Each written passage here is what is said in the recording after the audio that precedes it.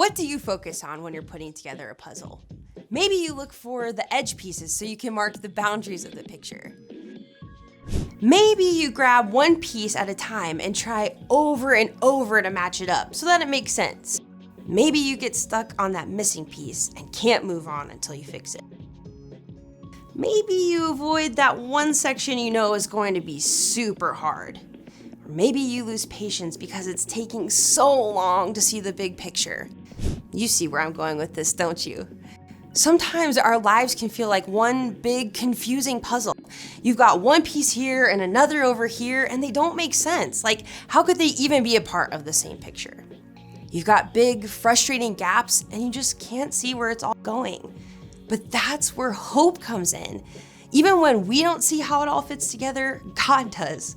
In fact, God has promised that He is working all things together for good for those who love Him. Every single thing in your life has a place. Even that really weird piece fits somewhere. Yes. And even if your life feels like this right now, in the end, God will make everything right. We'll see how even the most confusing pieces fit together to form something amazing and beautiful. And because we know that God can see the big picture and is always at work, we know hope is alive. And when we choose hope, even in the darkest moments, others can see God at work. That's why hope is an amazing way to worship God with your life. Because worship is about more than just singing loud. It's all about living loud.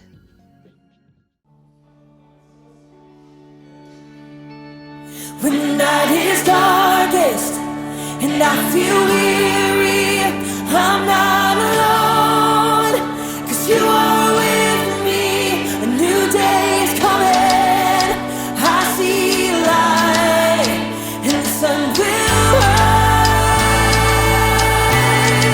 and hope is alive, yeah.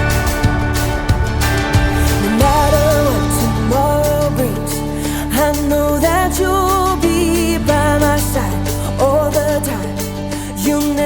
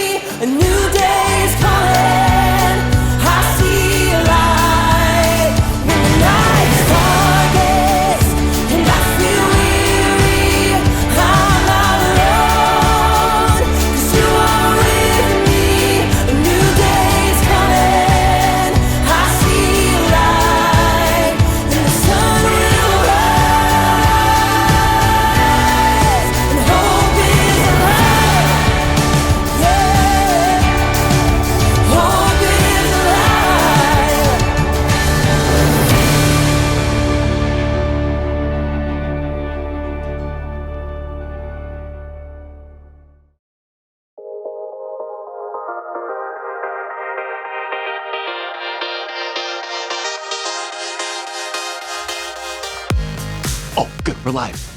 Hey everyone, my name is Jacob. Hey, question for you. Who likes puzzles? Ooh, I know I do. I like all kinds of puzzles. Jigsaw puzzles and Sudoku puzzles, crossword puzzles. Oh, those little pieces of metal that get all stuck together and you have to spend hours twisting them apart.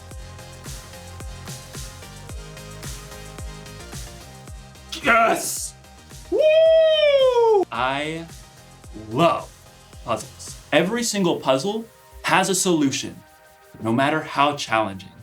Puzzles remind me of hope. Hope is believing that something good can come out of something bad. You see, sometimes life can feel like a puzzle, kind of like you're trapped in a maze. But when you have hope, you know that there's always gonna be a way out. Got it, Jacob. Woo! Or what if you've got so many problems that you feel like you're underwater? Well, hope reminds you to just keep swimming. And then there are those problems that just seem impossible to figure out, like this bottle puzzle right here. The object of this puzzle is to get the ball into the neck of the bottle. Problem is, there always seems to be something in the way. Been trying, this is fun, to get this one, no, almost there, solved for like 10 years. No, come on, and then go. Oh, maybe this one is impossible. In today's story, we'll hear about two sisters and their brother who found themselves in a situation that seemed impossible. So, they called on Jesus, who didn't do what they expected. I bet this bottle wouldn't expect if I got a hammer right now.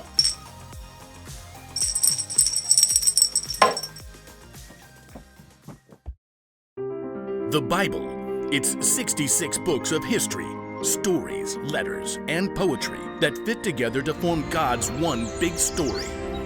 The epic adventure of how He created us and loves us so much that He made a way to rescue us. As we travel through the Bible, from Genesis to Revelation, we discover people who met God and found their lives changed forever.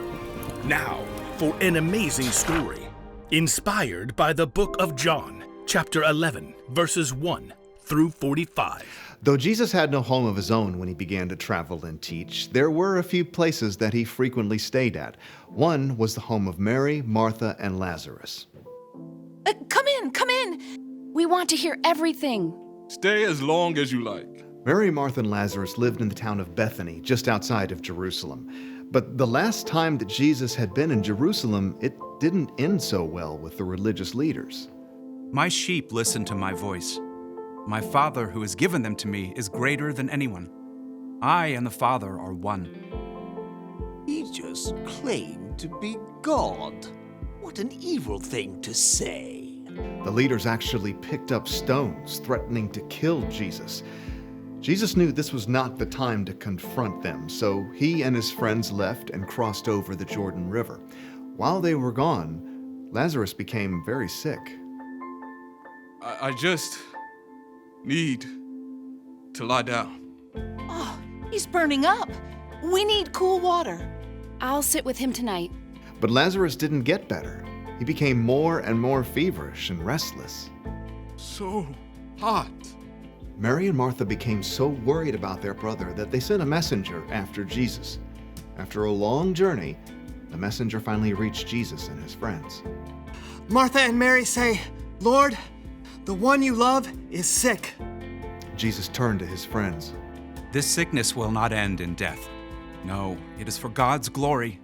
God's Son will receive glory because of it. Perhaps Jesus' friends thought he would just heal Lazarus from a distance, but 2 days later, Jesus told his friends, Lazarus is dead. Wait, what? For your benefit, I am glad I was not there. Now you will believe. But let us go to him. Even though the religious leaders had tried to kill Jesus in Jerusalem, he chose to return for the sake of his friend. When Jesus and his friends at last neared Bethany, they were quickly spotted by the men and women who had come to comfort Lazarus' sisters. Martha, Mary, Jesus is here. If only he had come earlier. I have got some things to say to him. Martha leapt up and ran to meet Jesus outside the village. Lord, I wish you had been here. Then my brother would not have died. But I know that even now, God will give you anything you ask for. Your brother will rise again. I know, when people are raised from the dead on the last day. Martha, I am the resurrection and the life. Anyone who believes in me will live, even if they die. And whoever lives by believing in me will never die. Do you believe this? Yes. I believe you are the Messiah, the Son of God who is supposed to come. Jesus nodded and looked past her. Where is Mary? Martha raced back to get her sister. The teacher is here. He's asking for you. Mary couldn't stop her tears, but she got up and hurried to meet Jesus, followed by her family and friends. When she reached him, she fell at his feet. Lord, I wish you had been here. Then my brother would not have died. Jesus saw her tears and the deep grief of the others around her, and his own spirit became very sad. Where have you put him? Come and see, Lord. As Jesus followed the crowd, his deep sadness overflowed into tears, and everyone noticed. See how much he loved Lazarus? Maybe. I mean, he made a blind man see. Couldn't he have showed up sooner and kept Lazarus from dying? Soon, the group reached the cave where Lazarus' body had been laid.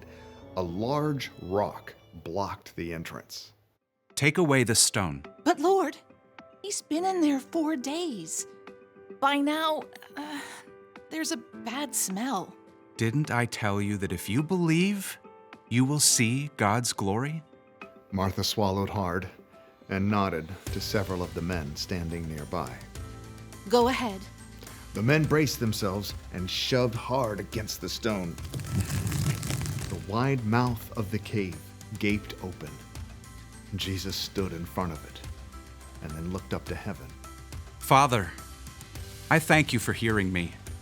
I know that you always hear me. But I said this for the benefit of the people standing here. I said it so they will believe that you sent me. Then Jesus bent down and called loudly into the tomb. Lazarus, come out! For a moment, they heard nothing. And then, impossibly, they heard rustling. Lazarus stumbled out of the cave. Lazarus! Lazarus' face and body were still wrapped in strips of linen, but he was very much alive. Take off the burial clothes and let him go. Swiftly, Lazarus' friends and family unwrapped the strips of linen. Where am I? Jesus? Mary and Martha hugged their brother, laughing and crying. You're alive! You died. Jesus brought you back to life. Many of the people who had come to comfort Mary and Martha saw the incredible thing that Jesus has done, and so they believed in him.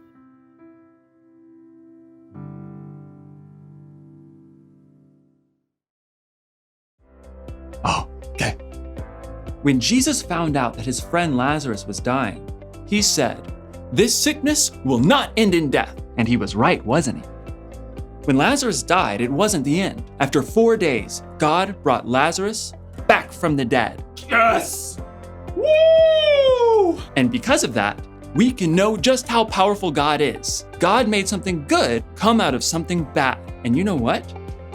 God can still do that today. He may not bring someone back from the dead exactly, but when something bad happens to you or the world, God can help make something good come from it. When you're having a hard time with a subject in school, it may feel like a maze. But God can help you stick with it and learn from the experience. When you have problems at home or in your family, they can get so bad that you feel like you're underwater. But remember that a very powerful God is with you through whatever you're going through. For us, a problem may seem like it's impossible, but for God, the solution is simple.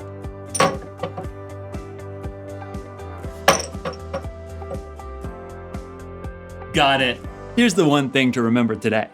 Whatever happens, remember how powerful God is. Whatever happens, God is so powerful, He can make good come from bad. You may not see or understand how God is working, but you've seen how God has worked in the past. So you know you can trust God no matter what. I guess I'll have to move on to a different puzzle now that I've solved this one. Oh my goodness! No, I can do it again. No, just wait. Now that I've solved this one. Hold on.